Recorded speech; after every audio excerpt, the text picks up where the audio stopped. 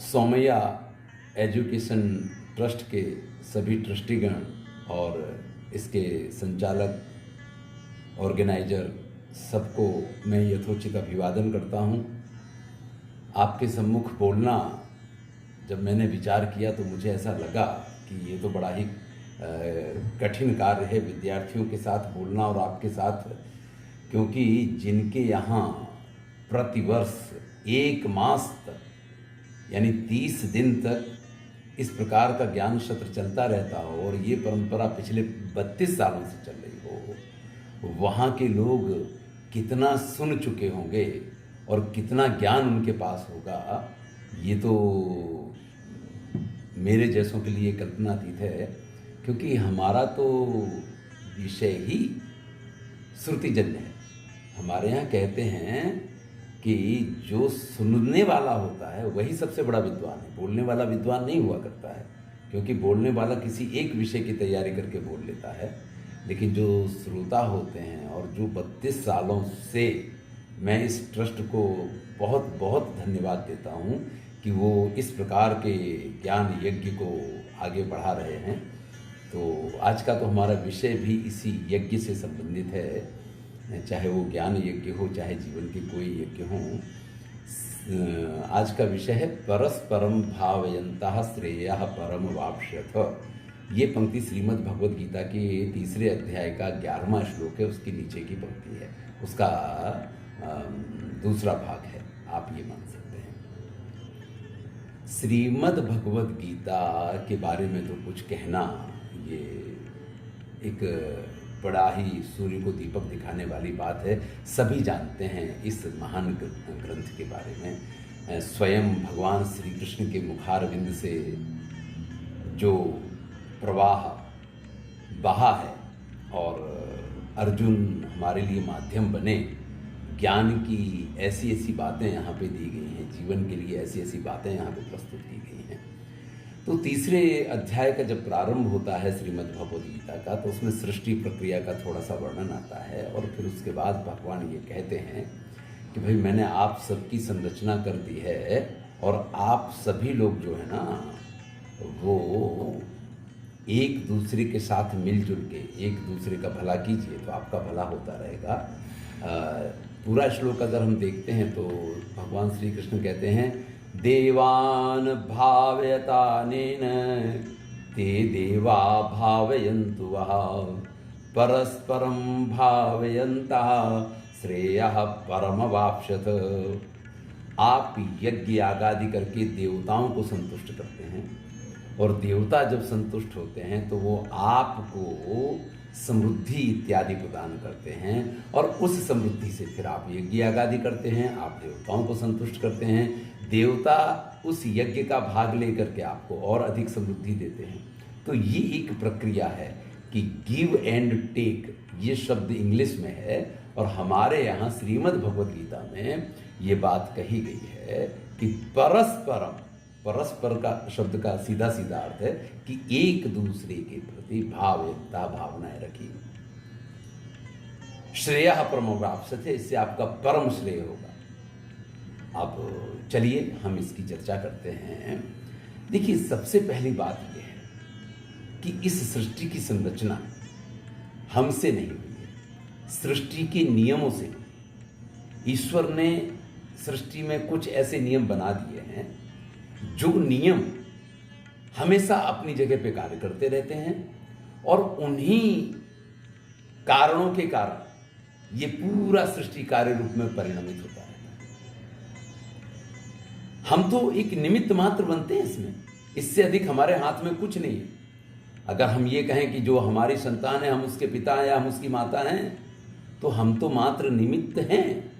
ये तो ईश्वरीय प्रक्रिया है, ईश्वरीय विधान है कि भाई पति पत्नी विवाह करेंगे तो उनके यहाँ संतति का जन्म होगा। हमारी कोई भी संरचना जो हमने स्वयं की है वो कुछ भी अगला प्रोडक्शन हमें नहीं दे सकता है। मान लीजिए हमने एक टेबल बना लिया तो टेबल में से दूसरा टेबल नहीं बनेगा, या तो वो खत्म हो जाएगा, उसको तोड़ के काट पीट के आप उसमें से छोटा बना लें वो एक अलग बात है। हमने एक घर बना लिया तो घर के अंदर से दूसरा घर नहीं निकलेगा, लेकिन ईश्वरीय सृष्टि जो भी है वो हर सृष्टि चूंकि नियम से आबद्ध है, वो एक क्रम के अनुसार चलती है। उसमें जो सिद्धांतों का पालन हुआ है वो सिद्धांत इस प्रकार के ईश्वर ने बनाए हुए हैं, और इसीलिए हमें ईश्वर की सत्ता का स्वीकार करना पड़ता है कि वो स्वतः चलता है। एक वृक्ष वो दूसरे वृक्ष को उत्पन्न करता है, एक वृक्ष में से एक बीज नहीं 1000 बीज निकलेंगे, वो हजारों वृक्ष उत्पन्न करने की शक्ति रखते हैं, क्योंकि ये ईश्वरीय सृष्टि है। मिट्टी के कण में से और मिट्टी के कण बनते चले जाते हैं और वो एक साथ इकट्ठे होते चले जाते हैं, कहीं पर्वत बनता है, नदी का प्रवाह हमेशा बहता रहता है। तो ये जो अविरत चीजें हैं वो ईश्वर की सृष्टि प्रक्रिया का भाग है। तो हमें ये तो विश्वास रखना चाहिए कि ईश्वर ने अपनी सृष्टि में जिन नियमों को बनाया है वो बहुत महत्वपूर्ण हैं और वो सनातन हैं, वो शाश्वत हैं, उनमें कोई परिवर्तन हमारे द्वारा संभव नहीं। और जब जब हम उनमें परिवर्तन करने की कोशिश करते हैं तब तब प्रकृति हमें पाठ पढ़ाती है और हमें सन्मार्ग पे लेकर के आती है। और नहीं आते हैं हम सन्मार्ग पे तो उस दिन एक बार फिर से प्रलय हो जाएगा, पूरी सृष्टि समाप्त हो जाएगी और फिर से नए सिरे से सृष्टि की प्रक्रिया शुरू होगी। यही ये सृष्टि चक्र है। अब इस सृष्टि चक्र में ईश्वर ने एक ये जो पंक्ति मैंने आपसे कही कि परस्परम भावयन्तः श्रेयः परम वाप्स्यथ, ये जो बात कही है ये बात एक शाश्वत नियम है। जब तक व्यक्ति अपने बारे में सोचता है, जब तक व्यक्ति अपना कार्य सिद्ध करने की कोशिश करता है, तब तक वो सुखी नहीं हो सकता है, वो परम कल्याण को प्राप्त नहीं कर सकता है। श्रेयः परम वाप्स्यथ, परम श्रेय की प्राप्ति अगर करनी है, अगर परम कल्याण को प्राप्त करना है तो उसका एक ही मार्ग है, परस्परम भावयन्तः। आप दूसरे के बारे में सोचें। मैं कह रहा था कि प्रकृति का नियम, तो देखिए आपने बहुत सारे परोपकार को लेकर के श्लोक पढ़े होंगे, सुने होंगे, हैं? नीति शतकार भरतृहरि ने लिखा है, पद्माकरम दिनकरो विकचीकरोति, पद्माकरम दिनकरो विकचीकरोति, चंद्रो विकाशयति कैरव चक्रवालम, नाभ्यर्थितोऽपि जलधरोऽपि जलं ददाति, नाभ्यर्थितो जलधरोऽपि जलं ददाति, सन्तः स्वयं परहिते सुकृताभियोगः। सज्जनों की परिभाषा ही यही है। सूर्य कमलों को खिलाता है, अपने लिए नहीं। अगर आप कभी किसी सरोवर के किनारे पहुंच जाएं तो आपके नेत्रों को आनंद मिलना चाहिए। नित्य प्रति सूर्य अपनी एक प्रक्रिया में चलता रहता है। प्रातः काल होगा, सायंकाल होगा, रात्रि होगी तो ईश्वर ने फिर एक विधान किया कि चंद्रमा उदय होगा और इसकी वजह से कुमुदनियां खिलेंगी। जलधर मेघ जो हैं वो बिना किसी आपकी याचना के, आपने उनसे कहा या नहीं कहा, फिर भी आपके यहाँ जल वर्षा करेंगे। तो ये प्रकृति के नियम है। ईश्वर ने जो भी सृष्टि की प्रक्रिया बनाई है उस सृष्टि की प्रक्रिया में यही नियम निर्धारित किया है कि आपको जीना है तो दूसरों के लिए जीना है। आप अगर अपने लिए जीते हैं तो आप असज्जन हैं, और आप अगर दूसरों के लिए जीते हैं तो संतः स्वयं परहितेषु कृता, तो आप संत हैं अगर आप परहित की बात करते हैं। चलिए, ये तो हमने कुछ जल की, चंद्र की, सूर्य की बात की। जरा हम पृथ्वी पे जो तत्व हैं उनकी बात कर लेते हैं। तो उसी नीति शतककार कहते हैं, भवन्ति नम्रास्तरवः फलोद्गमे। आपने बहुत सारी पंक्तियां पढ़ी होंगी। स्वयं न खादन्ति फलानि वृक्षाः। कभी गाय अपना दूध नहीं पीती है, कभी नदियां अपना जल नहीं पीती हैं, कभी वृक्ष जो है अपने फल नहीं खाते। आप देखिए तो सही, मतलब प्रत्यक्षस्य किम प्रमाणम, प्रत्यक्ष के लिए प्रमाण क्या? आप घर से बाहर निकलते हैं, आप किसी वृक्ष के नीचे खड़े होते हैं तो आपको कितनी शांति मिलती है। और ये ईश्वर का नियम देखिए आप, ये ईश्वर का नियम है कि अगर आप गर्मी में वृक्ष के नीचे खड़े रहेंगे तो आपको शीतलता मिलेगी, और अगर आप ठंडी में उसी वृक्ष के नीचे खड़े रहेंगे ना, तो आपको थोड़ी गर्माहट देगा सामान्य स्थान की अपेक्षा। तो ये प्रकृति का शाश्वत नियम है कि आपको परोपकार करना है। अगर आप परोपकार करते हैं तो ही परम श्रेय की प्राप्ति हो सकती है। जितने भी श्रेष्ठ लोग वो सभी अपना विचार करके श्रेष्ठ नहीं बने। आप किसी के भी बारे में देख लीजिए, हमारे वर्तमान जो श्रेष्ठ लोग हैं, अगर हम महात्मा गांधी जी की बात करें तो आप देख लीजिए, वो इतने पढ़े लिखे थे, ऐसे संपन्न परिवार से भी थे कि उनको पढ़ने के लिए विदेश भेजा गया था, वहाँ से बैरिस्टर की डिग्री भी प्राप्त की थी।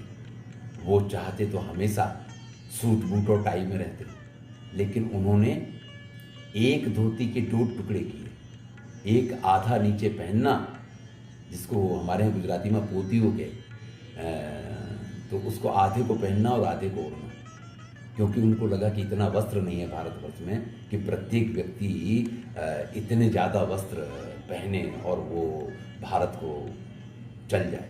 इसलिए जब उन्होंने एक स्त्री को इस स्थिति में देखा तो उन्होंने ये नियम लिया कि मैं एक ही धोती के 2 टुकड़े करके, एक को आज पहनते थे, एक ओढ़ते थे, दूसरा जो ओढ़ा जाता था वो दूसरे दिन पहना जाता था, और जो नीचे पहना हुआ वो दूसरे दिन धुल जाता था, सूख गया, वो ओढ़ा जाता था। तो इस प्रकार से जो व्यक्ति बैरिस्टर है, जिसने चाहा होता, अंग्रेजों से वो चाहते तो चाहे जौन सा पद प्राप्त करके अपनी इस सारी चीज़ को ख़त्म कर सकते थे, लेकिन उन्होंने देश के बारे में सोचा, उन्होंने लोगों के बारे में सोचा, अपने बारे में नहीं सोचा। इसलिए आज हम उनको राष्ट्रपिता कहते हैं।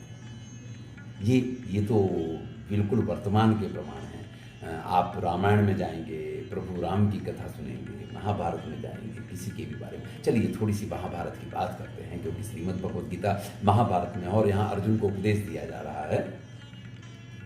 महाभारत में स्पष्ट रूप से श्री कृष्ण ने पांडवों से, इस समय उद्योग पर्व के वीडियो में नित्य प्रति प्रस्तुत करता हूँ, काफ़ी उसके कारण आज सुबह वो वीडियो नहीं आ पाया है, नहीं तो नित्य प्रति सुबह 7 बजे मेरा एक वीडियो आ जाता है जो महाभारत की पूरी श्रृंखला को लेकर चल रहा है। इस समय उद्योग पर्व चल रहा है, उद्योग पर्व की ही बात करता हूँ, क्योंकि यहाँ पे ये तय होना है कि युद्ध होगा या नहीं होगा, और होगा तो क्यों होगा। तो वहाँ पे कृष्ण ये कहते हैं कि मैं दूत बन के जा रहा हूँ, और जब मैं वहाँ जाऊँगा कौरवों की सभा में, तो वहाँ जाकर के मैं ये स्थापित करूँगा कि दुर्योधन जो है वो आतताई है, दुर्योधन जो है वो अत्याचारी है, दुर्योधन जो है वो अधार्मिक है, और ये सिद्ध करूँगा कि महाराज युधिष्ठिर जो हैं वो धर्मात्मा हैं, वो श्रेष्ठ हैं, वो धर्म का आचरण करने वाले हैं। पूरा समाज दुर्योधन को दुत्कारेगा और पूरा समाज युधिष्ठिर की प्रशंसा करेगा। फिर अगर तुम इन लोगों को मारोगे ना तो तुमको कोई दोष नहीं लगेगा। देखिए यही है जीवन का सत्य।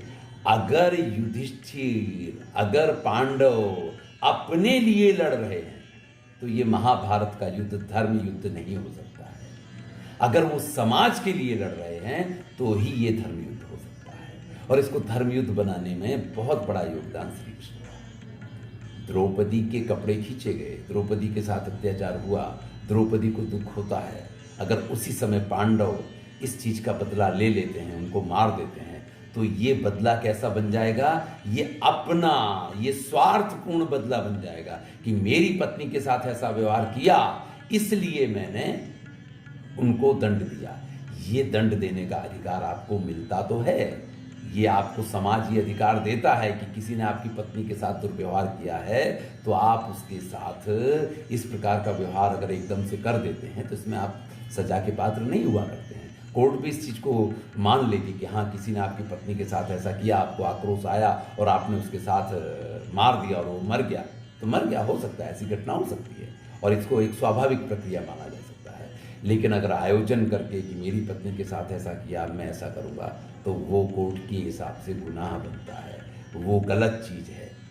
लेकिन अगर ऐसा ही अन्य स्त्रियों के साथ होता है, अगर बार बार ये प्रक्रिया कोई व्यक्ति कर रहा है, तो वो सीरियल किलर जैसे कहते हैं ना, ये व्यक्ति गलत है और इस व्यक्ति का साथ देने वाले जितने लोग हैं वो सब गलत हैं और सब दंड पाने के अधिकारी हैं। इस चीज को सिद्ध किया गया।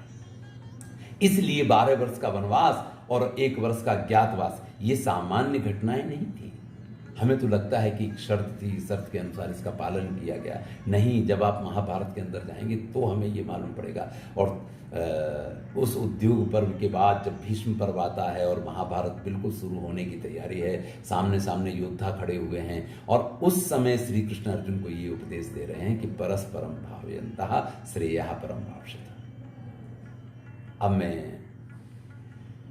परोपकार की बातें की, आप सभी जानते हैं कि परोपकार करना ये बहुत अच्छा है, लेकिन जीवन में हम इसको उतार ही नहीं सकते। मैं आज आपके साथ थोड़ी सी चर्चा इस चीज़ की करूँगा, क्योंकि मुझे शास्त्रीय बातें करने की अपेक्षा मुझे ये लगता है कि इसका अपने जीवन में अमल कैसे किया जा सके। अगर इस चीज़ को हम समझ जाएं, जैसे कल हमने धर्म अर्थ काम मोक्ष की बात की थी, उसी प्रकार से आज मैं इस तथ्य की बात करता हूँ। चलिए, हम पैसा एकत्रित करते हैं, मेरी पुत्री का विवाह करना है मुझे, और मैंने ये तय किया कि भैया 5-1 लाख रुपए का खर्चा हो जाएगा। तो अगर 5 लाख का खर्चा हो जाएगा तो मुझे वो पैसा एकत्रित तो करना पड़ेगा ना। एकदम से तो 5 लाख कहीं से आ नहीं जाएगा, पेड़ तो है नहीं कि हिला लेंगे और आ जाएगा, गिर जाएगा। तो मैं क्या करूँगा, प्रति महीने थोड़ी थोड़ी बचत करनी शुरू करूँगा कि मेरे बैंक में होना चाहिए। या आजकल तो आप बहुत सारी ऐड देखते हैं कि म्यूचुअल फंड में डालिए, ये कीजिए, वो कीजिए, सही है और ऐसा है वैसा, बहुत सारी चीज़ें आप देखते हैं। कुछ लोग सेविंग किसी रूप में करते हैं, कुछ लोग किसी रूप में करते हैं, पर 5 लाख रुपया हमें एकत्रित करना है। और वो 5 लाख रुपया एक दिन में एकत्रित नहीं होगा, धीरे धीरे हमें वो कार्य करना है। अब जब आप वो पैसा बैंक में जमा करते हैं तो आपको लगता है कि नहीं, हमारे पास ये पैसा एकत्रित होता जा रहा है, अब 2 लाख हो गया, अब 3 लाख हो गया, अब 4 लाख हो गया, अब 5 लाख हो गया, अब मैं पुत्री की विवाह करने के लिए सक्षम हो गया हूँ, मुझे जो चाहिए वो मैंने एकत्रित कर लिया। मैं आज आपके सम्मुख एक प्रस्ताव रखता हूँ। मेरी इस बात को, अगर आपको ये बात अच्छी लगे तो कभी जीवन में कोशिश कीजिएगा इसको अप्लाई करने की। मैंने मेरे जीवन में इस चीज़ को महसूस किया है। मैंने मेरी बड़ी पुत्री का विवाह जिस दिन किया, उस दिन मेरे बैंक में 1 लाख रुपया भी नहीं था। मुश्किल से 1-1.5 लाख रुपया जो जनरल सेविंग अकाउंट में होता, वही उतना पैसा था। कोई फिक्स नहीं थी मेरे पास, कोई फिक्स नहीं थी मेरे पास। और जब मैंने पुत्री का विवाह किया तो 10 से 15 लाख रुपए का खर्चा हुआ, और मुझे उसमें कहीं भी किसी भी जगह से कोई परेशानी नहीं हुई। वो पैसा अपने आप सब जगह से आता चला गया। लेकिन इसके लिए एक प्रक्रिया है।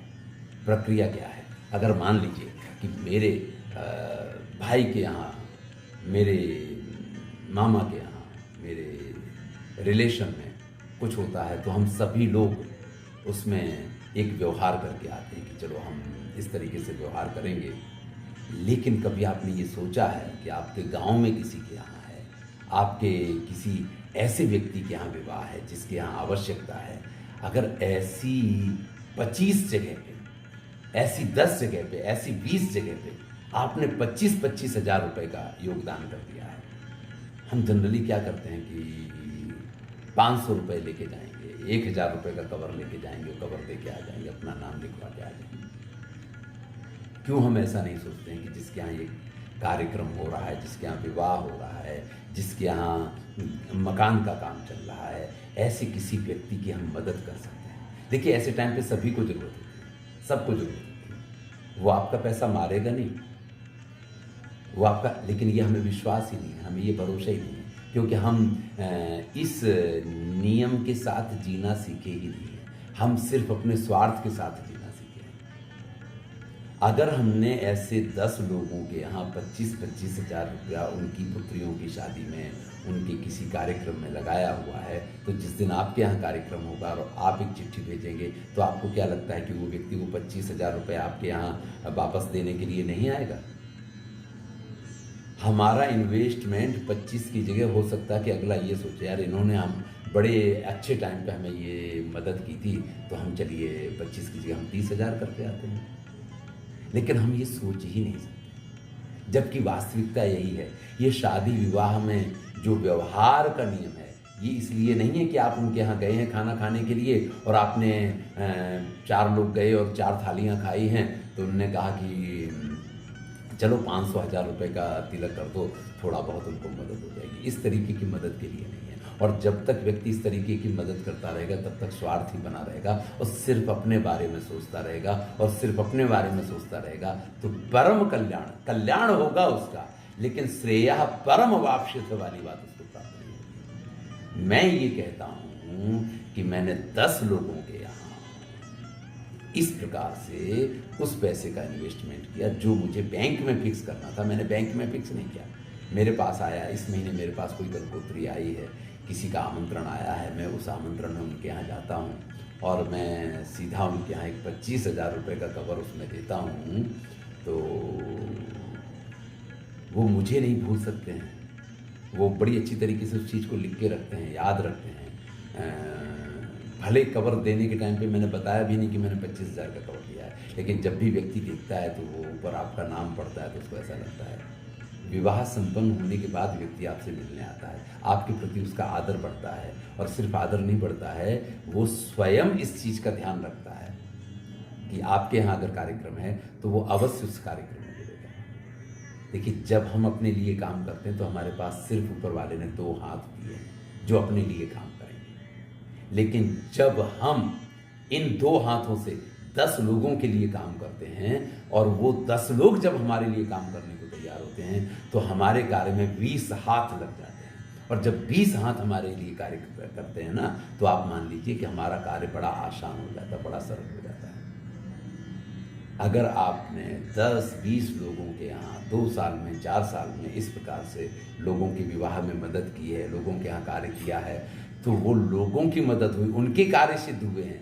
आपने 20 लोगों की मदद की है। आप ये सोचिए, हैं, जब आपके यहाँ कार्यक्रम होता है तो वो 20 लोग आपके दरवाजे पे खड़े होते हैं, आपकी मदद के लिए खड़े होते हैं। और ऐसे में हो सकता है, ये भी हो सकता है कि 20 में से हो सकता है 18 लोग ही आए, 2 लोग ना आ पाए, किसी कारणवश ना आ पाए, तो आपको लगे कि आपका 50,000 का लॉस हो गया। नहीं होगा भैया, नहीं होगा, बिल्कुल नहीं होगा। ये सृष्टि का विधान ही नहीं है। सूर्यदेव अगर नित्य प्रति प्रातः काल निकलते हैं और सायंकाल अस्त होते हैं, तो कभी आपने देखा है कि सूर्य का तेज कम हो जाता है? आपने प्रकृति के किसी भी तत्व को इस रूप में देखा है क्या?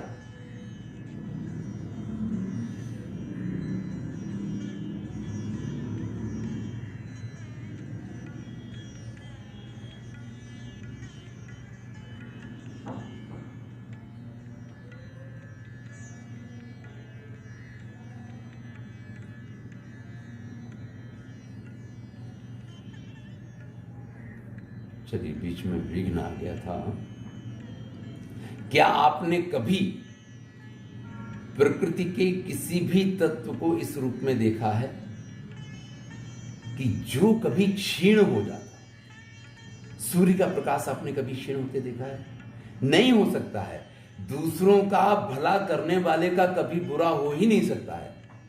अरे भाई, वो अगर 2 लोग नहीं आ पाए होंगे किसी समस्या बस, तो फिर कभी आपके यहाँ आएंगे। हो सकता है विवाह के बाद आए, हो सकता है अगले विवाह में आपके पास आए, ये संभव है।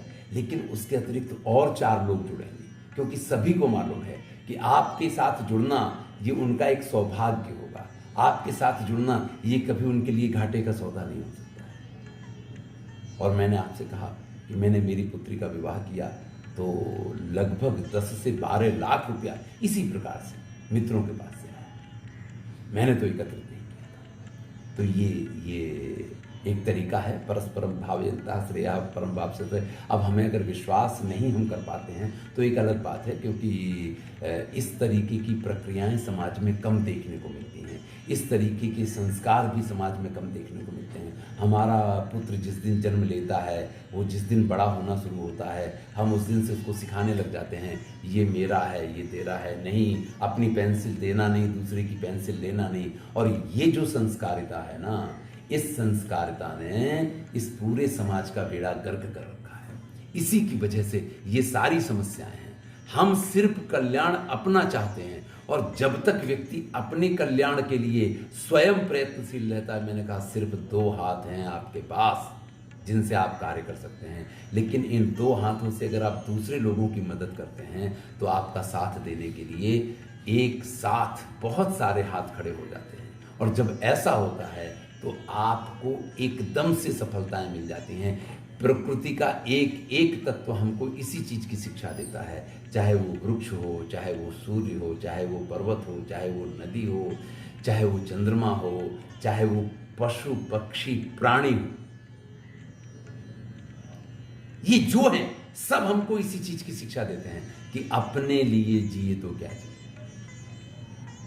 आप देखिए, जरा हम अपनी पुरानी संस्कृति की तरफ चलते हैं तो हमें क्या सिखाया जाता था कि यज्ञ कीजिए। आपको कोई भी सफलता चाहिए, आपको यज्ञ करना चाहिए। आपको कुछ भी करना है, आपको यज्ञ करना है।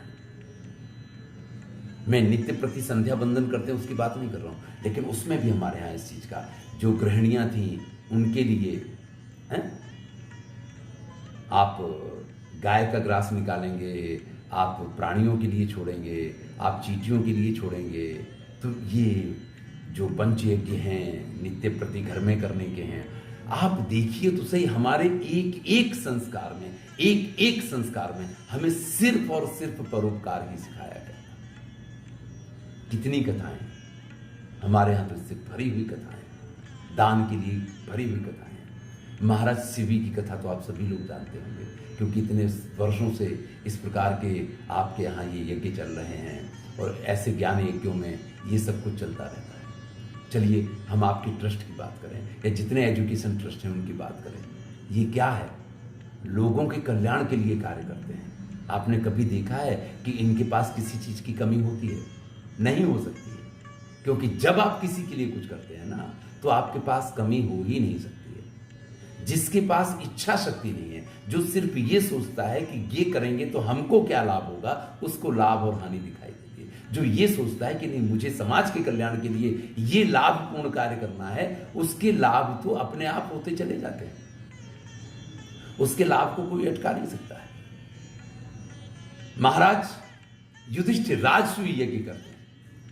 देश परदेश से इतने सारे राजा आते हैं, इतनी धन संपत्ति वहां एकत्रित होती है कि दुर्योधन उसको देख करके पागल हो जाता है। एक तरफ वो स्वार्थी व्यक्ति है जो सिर्फ अपने बारे में सोचता है, जो द्यूत का आयोजन करता है कि जुआ में हम जीतेंगे, और एक तरफ महाराज युधिष्ठिर थे जो एक राजसूय यज्ञ का आयोजन करते हैं, और जिस यज्ञ के आयोजन की वजह से उनको इतनी संपत्ति की प्राप्ति होती है कि दुर्योधन जैसा व्यक्ति, जिसके पास हस्तिनापुर जैसा समृद्ध राज्य है, वो अंदर तक जल जाता है कि इतनी संपत्ति, ये तो अभी कल का राज्य है। तो जब भी हम दूसरों के लिए कुछ करेंगे तब ईश्वर हमारे साथ होता है, और जब हम अपने लिए कुछ करते हैं तो सिर्फ हम अपने साथ होते हैं। कल जो बात शुरू की थी कि धर्म क्या है जिससे हमें संतुष्टि मिले, अधर्म क्या है जिससे हमें दुख हो। तो ये धर्म है, अगर आप दूसरे के लिए कुछ भी करते हैं आपको परम संतुष्टि मिलेगी। मैं आपको गारंटी देता हूं कि आप अपनी पुत्री के विवाह के लिए जिस बैंक में बैलेंस करेंगे, आप अपनी पुत्री के विवाह के लिए 25,000 रुपये आज इस महीने हमने जमा किए, तो आपको एक ये तो एहसास होगा कि मैंने एक कार्य कर लिया, लेकिन उससे संतुष्टि नहीं मिलेगी। लेकिन अगर वो पैसा आपने किसी के यहाँ लगा दिया, और जब वो व्यक्ति एक आनंद के साथ, उसकी पुत्री आनंद के साथ आपको पिता की तरह से देखेगी, तो उसमें जो आपको संतुष्टि मिलेगी, हम इस संतुष्टि से वंचित रह जाते हैं। बात तो वही है, प्रक्रिया वही है कि हमने पैसा अपने बैंक में जमा किया या हमने इन्वेस्ट किया है उसको, लेकिन एक चीज जो है वो हमको क्या देके जाती है, संतुष्टि के साथ में हमारा इन्वेस्टमेंट देके जाती है, और एक सिर्फ हमें इन्वेस्टमेंट देके जाती है। हम इस चीज को सीख ही नहीं पाए, हमने इस चीज को समझ ही नहीं पाए। सारी प्रकृति हमें ये शिक्षा दे रही है, हर तत्व, प्रकृति का हर तत्व हमें इस चीज की शिक्षा दे रहा है, लेकिन फिर भी हम ये शिक्षा नहीं लेते हैं। हमें कहीं ना कहीं जो हमारा कॉरपोरेट सेक्टर है, हमारे जो आज के मार्गदर्शक लोग हैं, वो कहीं ना कहीं हमें ये बताते हैं कि आप कैसे सफल होंगे, लेकिन भैया आपकी सफलता दूसरों की सफलता में है। देखिए, विद्या के बारे में क्या कहा जाता है, व्यय कृते वर्धते नित्यम। मैं कहता हूं सिर्फ विद्या ही नहीं, धन भी व्यय करने से बढ़ता है, क्योंकि इसी श्रीमद् भगवत गीता के 6ठे अध्याय में कल भी मैंने इस पंक्ति को याद किया था कि शुचिनाम श्रीमताम गेहे योग भ्रष्टो विजायते। आपने अपने इस जन्म में जितना धन एकत्रित किया है, अगर उस धन को आपने संपूर्ण धन को दान में दे दिया है, तो तो आप किसी ऐसे श्रेष्ठ परिवार में जन्म लेंगे जो सोमैया एजुकेशन ट्रस्ट जैसा ट्रस्ट चलाता होगा। उनकी संतानें जो इस विद्या के क्षेत्र में अपना योगदान प्रदान करेंगी।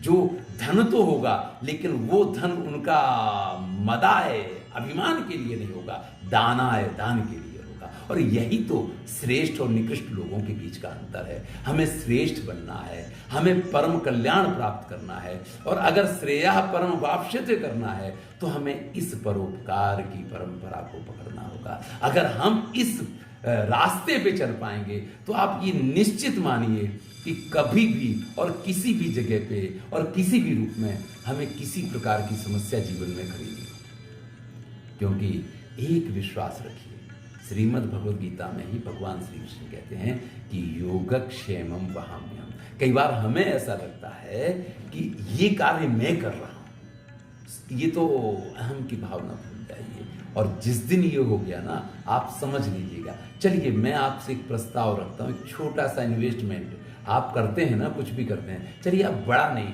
आप 2-5 जगह पे 5-5 हजार रुपए दे के देखिए किसी कार्यक्रम में, वो आपको कैसे वापस मिलता है या नहीं मिलता है। आप देखिएगा कि आपको कितनी संतुष्टि। और ये मजे, मैं तो इसमें क्या देखता हूं कि आपको वो धन वापस मिले ना मिले, उसकी जो संतुष्टि होती है ना, वही सबसे बड़ी चीज है। अगर हम इस अपेक्षा के साथ किसी को धन देते हैं ना, तो हम पहले देखेंगे कि भाई इसकी स्थिति इस प्रकार की है, मैं इसके यहाँ 25,000 लगाऊंगा तो ये 25,000 हमारे यहाँ लगा पाएगा। जब हमारे यहाँ पुत्री का विवाह होगा तो हम किसी गरीब की तो सहायता करने ही नहीं जाएंगे। फिर तो हम यही देखेंगे कि मरोडाल में अच्छे हैं और उनके यहाँ करेंगे तो हमें वापस मिल जाएगा, क्योंकि वो तो हमारे सर्कल के हैं। और अगर हम किसी प्यून के यहाँ करेंगे तो वो तो कहाँ से दे पाएगा। तो जहाँ जरूरत है वहाँ आप नहीं कर पा रहे हैं, ये मत देखिए, आप सिर्फ कीजिए।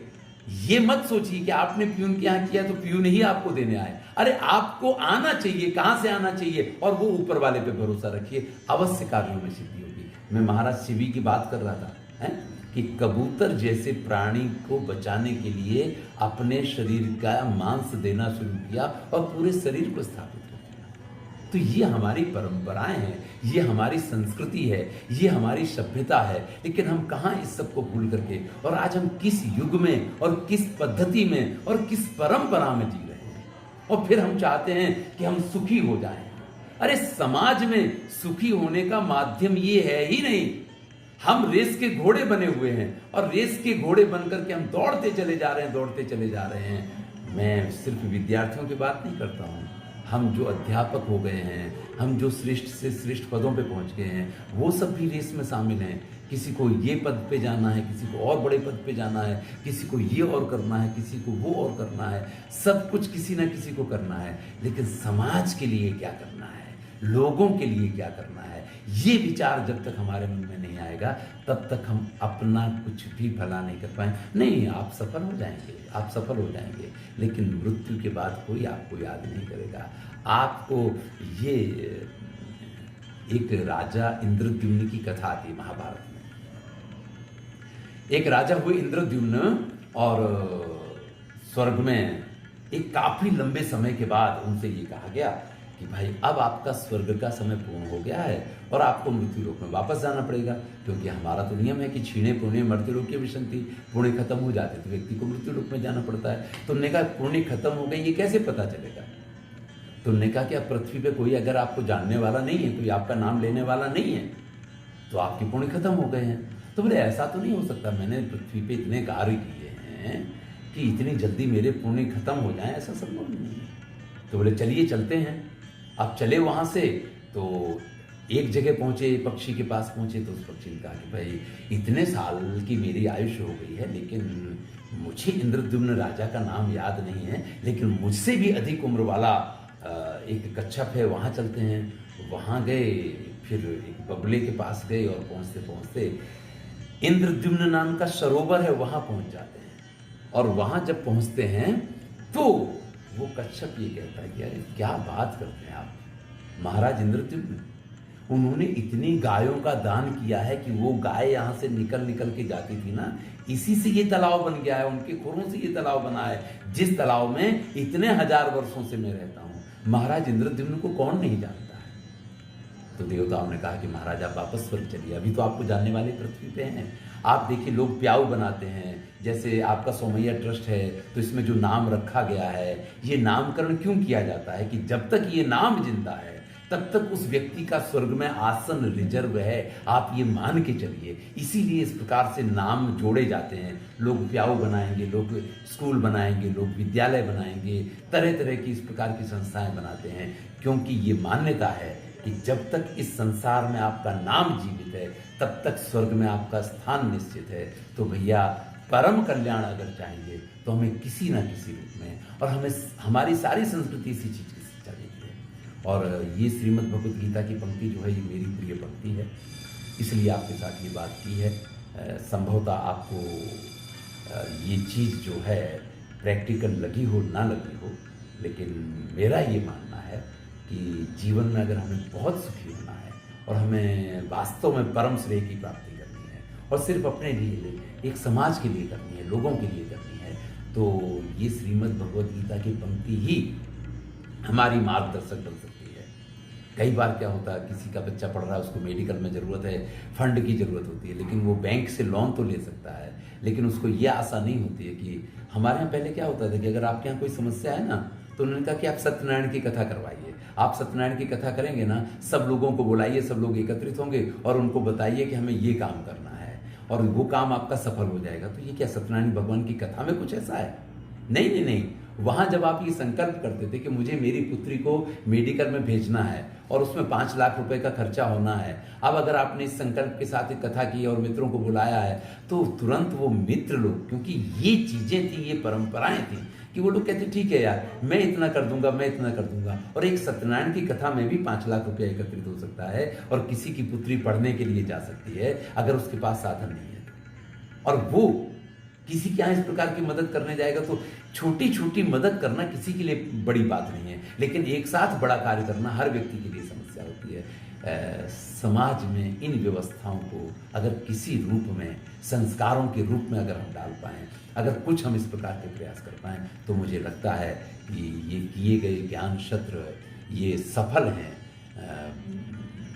ज्ञान की बातें तो बहुत होती हैं, लेकिन उनके प्रयोग की जो विधियाँ हैं इसके बारे में भी थोड़ी चर्चाएं हों। मैं बहुत इस सत्र से जुड़ा नहीं रहा हूँ, मुझे ये पता चला है कि बहुत विद्वान लोग इसमें अपना वक्तव्य देते हैं, धार्मिक लोग भी इसके साथ जुड़ते हैं, उनके धर्म को लेकर के भी उपदेश होते हैं।